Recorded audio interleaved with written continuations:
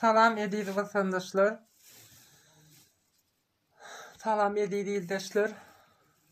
Şu oğlancuğun canına ne edip kıydılar?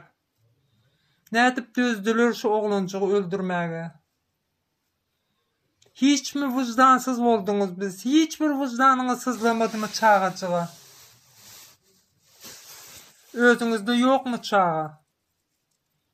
Haram uluyunun oğlu Serdar'ın ayalının tohum tici deyip şu cağız oğlancuğu öldürdünüz. Bu indi ağlar şehit olacak. Hiç mi Allah'tan korkmadınız? İnşallah bu oğlanın kanı yerde kalmaz. Bu ağlar şehit oldu. Sizi yedip üstünü de çöpler, toplar. Bu ağrını alır. Yönü vakit gelir. Haram olayım on başına bundan beter gelir. Allah belasını versin. Haram olayının, yegenlerinin, oğlunun, tohum tiyicinin. Türkmen halkım. Siz hem indi biraz namus edin. Şu cağız yaşacık oğlanın ölümüne sebep oldular. Acal Allah'tan acal gelmedi. Bunun acalı zalimlerin elinden mi oldu? Sizin en başınıza bunlar geliyor. Fikir etmeyin. Biz susalı, biz dımalı, bize hiçbir dert etmesinler. Biz kovuk edeli deyip hiç fikrinize gelmesinler. Bugün bir oğlancığın başına geldi, erti sizin hem çağalarınızın başına geliyor.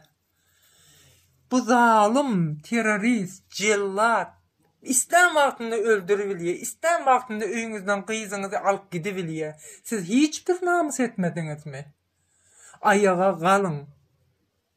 Hayiş ediyen, yalvarıyan size, ayağa kalın. Yeter. Bu zalimlere dur demeli vakit geldi. Ben 2 gün oldu şu oğlunun videosunu her dolu izlap bilemek yarsını izlandı. Tamam doldu. Sizden birazcık şu kıynancınız bar olsa şu çağacığa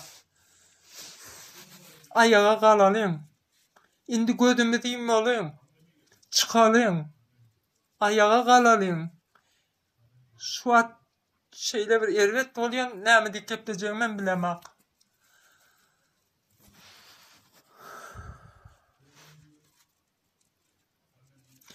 Bu çağacık Türkmenistan'ın geleceği.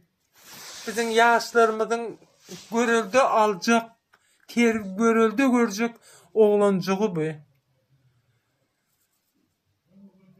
Türkmenistan'ımızın geleceği. Bunun canına kıydılar. Allah göz görkösün bunlara. Ben şu adamım doluyor ne mi dikkat edeceğimi bilemek.